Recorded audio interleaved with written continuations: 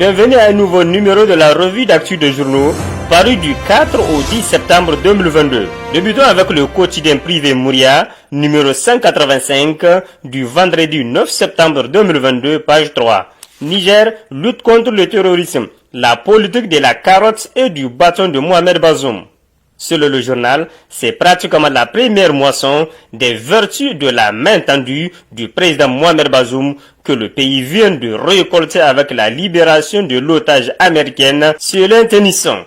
Selon en effet des informations données par Wassim Nasser, spécialiste des groupes djihadistes, rapportées pour nous par la Voix du Niger, ce sont des tractations menées par les autorités nigériennes qui ont permis d'obtenir, il y a quelques jours, la libération de l'otage américaine selon Tennyson, enlevée par les terroristes en territoire burkinabé.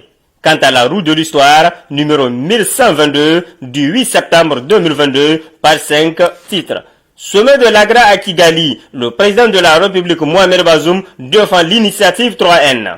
Le billet hebdomadaire qui nous informe que le président de la République Mohamed Bazoum a pris part au 12e sommet sur l'agriculture verte en Afrique Agra, ouvert à Kigali au Rwanda le mercredi 7 septembre 2022. Le sommet qui a réuni plusieurs chefs d'État et de gouvernement des pays africains est une tribune pour les dirigeants qui leur a permis de passer en peigne fin la situation dans laquelle végète l'agriculture sur le continent. Au cours de ce sommet, les parties prenantes ont mûri des réflexions sur des solutions innovantes en vue d'atteindre l'objectif fin zéro dans les prochaines années. À cette occasion, un panel de haut niveau a réuni autour d'une même table plusieurs chefs d'État et de gouvernement, parmi lesquels le président de la République du Niger, Mohamed Bazoum. Devant ses pairs et les experts sur les questions agricoles, le chef de l'État nigérien a éclairé la lanterne des participants sur les mesures prises au Niger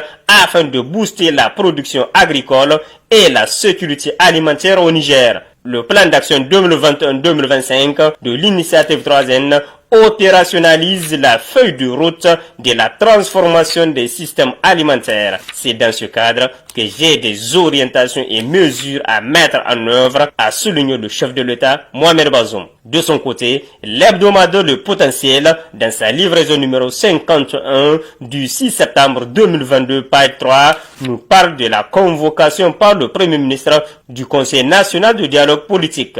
Convocation pour la première session au titre de l'année 2022 pour le 9 septembre, a-t-il titré, et qui va un peu plus loin en nous rapportant que la première session au titre de l'année 2022 du Conseil national de dialogue politique CNDP est convoquée pour le vendredi 9 septembre 2022 dans la salle du banquet de la primature. À cet effet, une correspondance en date du 30 août 2022 a été adressée par le Premier ministre, chef du gouvernement, président du Conseil national de dialogue politique CNDP, au coordonnateur de la majorité au pouvoir, de l'opposition politique et des non-affiliés. À l'ordre du jour de cette session, indique la correspondance du Premier ministre, information sur la situation sécuritaire du pays, information sur l'élection des Nigériens de la diaspora et divers. Au regard de la pertinence des points inscrits à l'ordre du jour de la session, indique le potentiel, notamment la question sécuritaire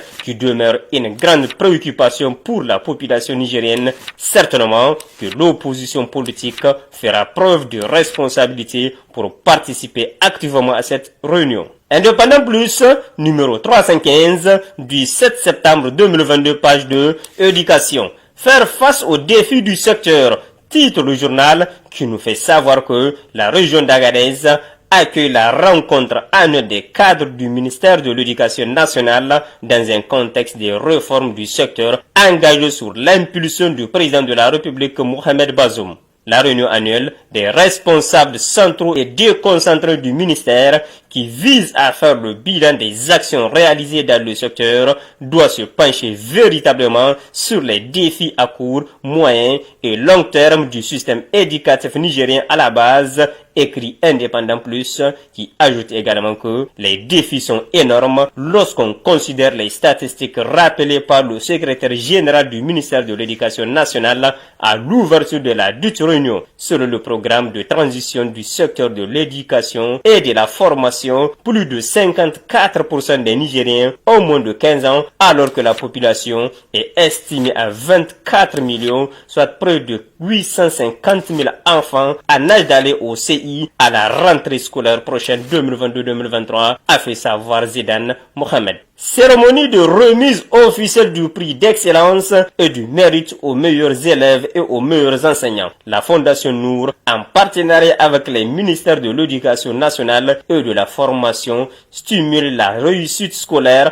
titre Niger Times dans sa sortie numéro 223 du 8 septembre 2022, page 3. Cet événement, écrit le journal, qui intervient à la veille de la rentrée scolaire, permet de récompenser l'excellence et le mérite en milieu scolaire, a indiqué la première dame Hadiza Bazoum dans son discours de lancement. En effet, poursuit Niger Times, ils sont 113 meilleurs élèves et 32 meilleurs enseignants, tous segments confondus, qui ont reçu des prix composés de divers outils didactiques et équipements informatiques, dont des ordinateurs, des fournitures scolaires et des attestations.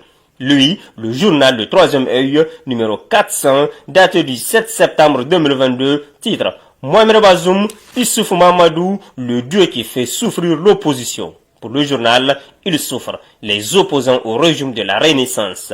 Leur douleur se mesure à leur désir permanent et obsessionnel d'atteindre leur objectif qui est de briser les beaux rapports Mohamed Bazoum Issouf Mamadou. C'est un peu comme une sorte de revanche derrière laquelle courent depuis plusieurs mois, voire de nombreuses années, les principaux opposants au parti nigérien pour la démocratie et le socialisme PNSTAREA. Pour comprendre l'enjeu, écrit Le Troisième Œil, il faut replonger sous la 5e République, c'est-à-dire à l'époque du duo politique Tanja Mamadou Ham Amadou à la tête du pays. Le dieu de fer, comme aimait à l'appeler ses supporters, a fini par succomber à la faveur de la motion de censure ayant emporté le gouvernement de Ham Amadou en 2007 par sa propre majorité sans âme. La suite fut aussi dramatique pour le président du mouvement national pour le socialisme et le développement, conclut Le Troisième Œil. Pour sa part, l'hebdomadaire Ninia Info, numéro 122, du 8 septembre 2022, page 6, écrit ceci. Les ladaneries de la semaine. Pour Nia Info, l'Adan Tana ne devrait pas occuper un terrain qui ne lui est pas destiné, celui d'un anti-impérialiste primaire ou l'espace de la société civile, non civile, comme il apparaît.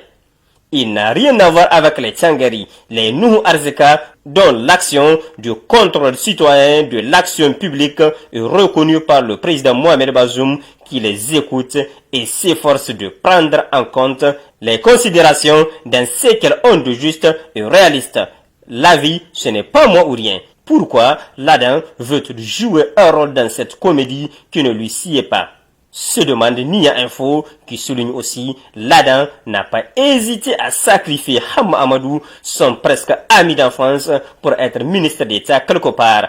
Il ne l'est plus. On pourrait constituer un lobby pour demander au président Bazoum pour qu'il ne nomme ministre d'État quelque part. Il nous aurait fait économie de ces déclarations insipides, mais on aime notre pays.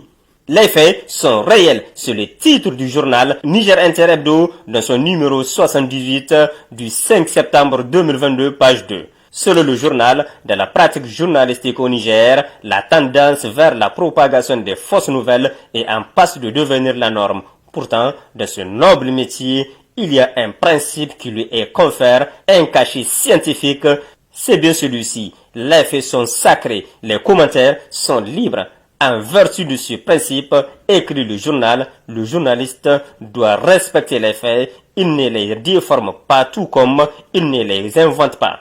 Les informations doivent être traitées, recoupées et vérifiées. Sinon, précise Niger Inter, le journaliste basculera dans la propagation des fausses nouvelles, la diffamation, les injures, etc. Des délits commis par voie de presse, reprimés par la loi sur la presse, mais aussi le code pénal. Il est inquiétant aujourd'hui de constater dans notre presse, selon le journal, certains plumitifs ou journaleux inventés et déformés surnoisement les faits, conclut Niger Inter Hebdo. C'est tout pour cette semaine.